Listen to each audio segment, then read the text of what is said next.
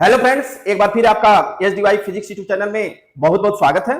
Friends, हम लोग समान अध्ययन की श्रृंखला में पढ़ रहे थे भारतीय संविधान, और भारतीय संविधान में संविधान की ऐतिहासिक पृष्ठभूमि से संबंधित प्रश्नों को हम लोग हल कर रहे थे जो प्रीवियस एग्जामों में आ चुके हैं। उसी कड़ी में क्योंकि कुछ क्वेश्चन बाकी थे, कुछ क्वेश्चन की सीरीज को आज हम लोग पूरा करेंगे। क्योंकि प्रैक्टिस जरूरी है, पढ़ने के बाद आपने क्या पढ़ा, कितना तैयार है, इसके लिए जरूरी है पीवाईक्यू क्वेश्चन को सॉल्व करना। और पीवाईक्यू क्वेश्चन सॉल्व करने के बाद ये चीज भी क्लियर हो जाता है कि आयोग या कमीशन एग्जाम किस प्रकार के क्वेश्चन को एडाप्ट करता है, यानी किस तरह के क्वेश्चन एग्जाम में आते हैं, तो एक आइडिया भी मिलती है और उससे अपने तैयारी पे एक धार दिया जाता है। तो आइए जहां तक हम लोग छोड़े थे उसके नेक्स्ट आगे के क्वेश्चन पे हम लोग डिस्कस करते हैं विथ एक्सप्लेनेशन, यानी व्याख्या सहित हम क्वेश्चनों को सॉल्व करेंगे। आइए देखते हैं। पहला क्वेश्चन आपका है कि भारतीय संविधान के सम्मुख संविधान की प्रस्तावना का प्रारूप किसने रखा था। भारतीय संविधान के सम्मुख संविधान की प्रस्तावना किसने रखा था, ये पूछ रहा है। तो एक चीज जानिए, देखिए भारतीय संविधान सभा का जो प्रथम बैठक हुआ था कब हुआ था, सबको पता है 9 दिसंबर 1946।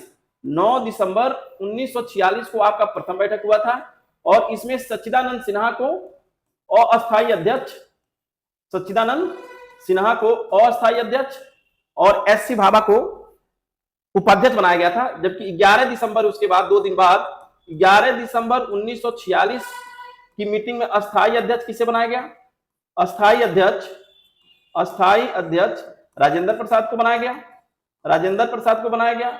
और उसके 2 दिन बाद यानी 13 दिसंबर 1946 को पंडित जवाहरलाल नेहरू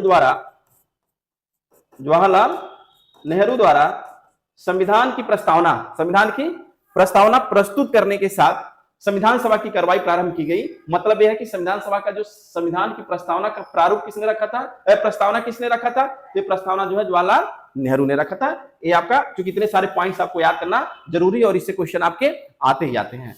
नेक्स्ट क्वेश्चन हम लोग देखते हैं कि भारत के संविधान में केंद्र और राज्यों के बीच किया गया शक्तियों का विभाजन इनमें से किस उल्लेखित योजना पर आधारित था। तो आपको पता है कि 1935 के अधिनियम द्वारा शक्तियों का विभाजन किया गया था और इसमें 3 सूची बनाई गई थी। पहली सूची थी संघ सूची। कौन सी सूची थी? संघ सूची, जिसमें आपके 59 विषय थे।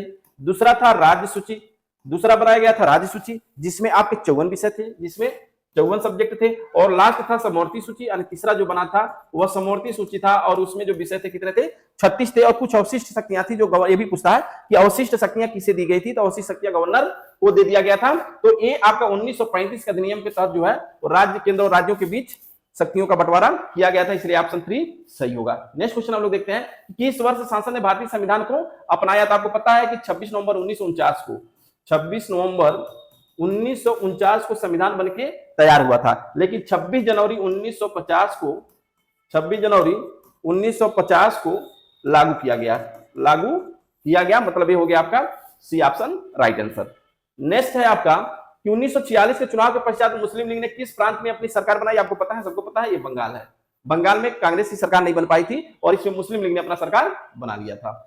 निम्नलिखित में से किसने सुझाव दिया था कि भारत की स्वतंत्रता के बाद भारतीय राष्ट्रीय कांग्रेस को एक राजनीतिक दल के रूप में भंग कर देना चाहिए। महात्मा गांधी जी का विचार था कि स्वतंत्रता के बाद भारतीय राष्ट्रीय कांग्रेस का, चूंकि उनका मूल उद्देश्य था देश को स्वतंत्र कराना, देश की स्वतंत्रता के बाद वो चाहते थे कि भारतीय राष्ट्रीय कांग्रेस एक राजनीतिक पार्टी के रूप में भंग हो जाए।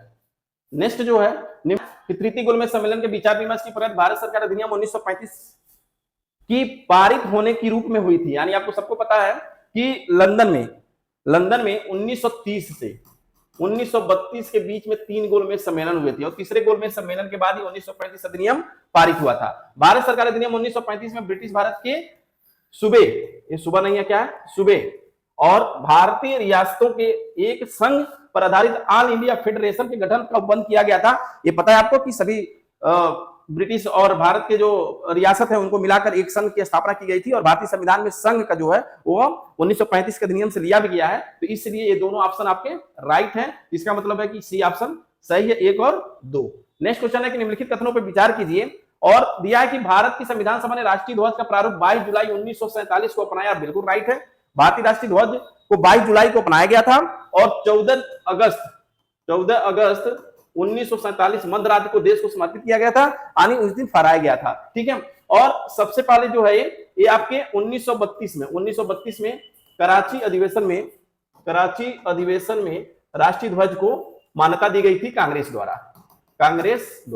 नेक्स्ट राष्ट्रीय ध्वज की चौड़ाई लंबाई दिया कि राष्ट्रीय ध्वज के बीच चक्र में 21 तिलियां, बिल्कुल गलत है, 24 तिलियां होती हैं। दूसरा दिया कि राष्ट्रीय ध्वज की चौड़ाई और लंबाई का अनुपात 3 संबंध 4 है, बिल्कुल गलत है, ये 2 संबंध 3 है। राष्ट्रीय ध्वज की जो लंबाई और चौड़ाई का अनुपात हो कितना है, 2 संबंध 3 है। और राष्ट्रीय ध्वज के बीच चक्र में कितनी तिलियां हैं, 24 तिलियां हैं। तो इसलिए आपका केवल ऑप्शन 1 सही होगा, ऑप्शन 1 सही है। नेक्स्ट क्वेश्चन देखिए, दिया कि भारत के संविधान देश की आवश्यकता की पूर्ति करता है, बिल्कुल सही है, इसको गृहीत किया गया, ये भी सही है। अब कह रहा है कि उपयुक्त कथनों में से सही है, ए और आर दोनों सत्य और आर एक सही स्पष्टीकरण है, बिल्कुल गलत है। ये तो आर और दोनों सही है, लेकिन इसका यह स्पष्टीकरण नहीं हो सकता, क्योंकि स्पष्टीकरण मतलब कि क्या उससे रिलेटेड है। जैसे भारत संविधान देश की आवश्यकता की पूर्ति करता है क्योंकि, अब इससे रिलेटेड आपके कारण होना चाहिए, जबकि ऐसा नहीं है। स्टेटमेंट दोनों आपके सही है, तो इसका मतलब ए और आर दोनों सही है, लेकिन आर एक की स्पष्टीकरण नहीं है, तो ऑप्शन 2 सही होगा। नेक्स्ट क्वेश्चन देखिए, 1937 के चुनाव के पश्चात यूपी में गठित मंत्रिमंडल में किसको वित्त विभाग दिया गया था। यूपी स्पेशल से महत्वपूर्ण क्वेश्चन है, क्योंकि 1937 में पहली बार उत्तर प्रदेश के प्रथम मुख्यमंत्री जो हुए थे गोविंद बल्लभ पंत हुए थे। कौन हुए थे, जीबी पंत हुए थे। लेकिन वित्त मंत्री जो हुए थे वो कौन थे, रफी अहमद किदवई थे। प्रथम मुख्यमंत्री गोविंद बल्लभ पंत हुए, लेकिन प्रथम वित्त मंत्री कौन हुए थे, रफी अहमद किदवई हुए थे। नेक्स्ट है, संविधान सभा ने डॉक्टर भीमराव अंबेडकर की अध्यक्षता में प्रारूप समिति का गठन किया था। प्रारूप समिति में 7 सदस्य थे और प्रारूप समिति के जो अध्यक्ष थे वो बी.आर. अम्बेडकर थे और इनका काम था पांडुलेपन की कार्य करना। तो इसका मतलब ऑप्शन क्या हो जाएगा, 29 अगस्त 1947 को प्रारूप समिति का गठन किया गया था और इसके अध्यक्ष कौन थे, बी.आर. अम्बेडकर थे। इसके 7 सदस्य थे। इसको ट्रिक से याद कर सकते हैं कि भीम के मित्र कृष्ण गोपाल खेत में मिले साधु से।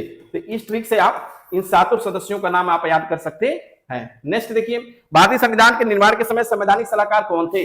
भारतीय संविधान 1946 जब 11 दिसंबर 1946 को संविधान सभा के अस्थायी अध्यक्ष डॉक्टर राजेंद्र प्रसाद को बनाया गया और बी.एन. राव को संवैधानिक सलाहकार नियुक्त किया गया।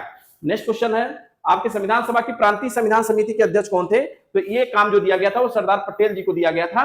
प्रांतीय संविधान सभा बहुत सारी समितियां थी, उन समिति में आपके ये भी समिति था और इसके अध्यक्ष कौन थे, आपके सरदार पटेल थे। डॉक्टर भीमराव अम्बेडकर का जन्म मृत्यु कब हुई थी, 1891 में जन्म हुआ था, 1956 में मृत्यु हुआ था। नेक्स्ट क्वेश्चन है, किस वर्ष जनगण मन को भारत के राष्ट्रगान में शामिल किया गया था। 1950 को, यानी 24 जनवरी 1950 को राष्ट्रगान को अपनाया गया। और राष्ट्रगान सबको पता है कि रविन्द्रनाथ टैगोर द्वारा जनगण मन बांग्लादेश में लिखा गया था, लेकिन उसको हिंदी के संगीतबद्ध करके अपनाया गया और लास्ट में 1922 में इसको मॉर्निंग सॉन्ग ऑफ इंडिया के नाम से भी जाना जाता है।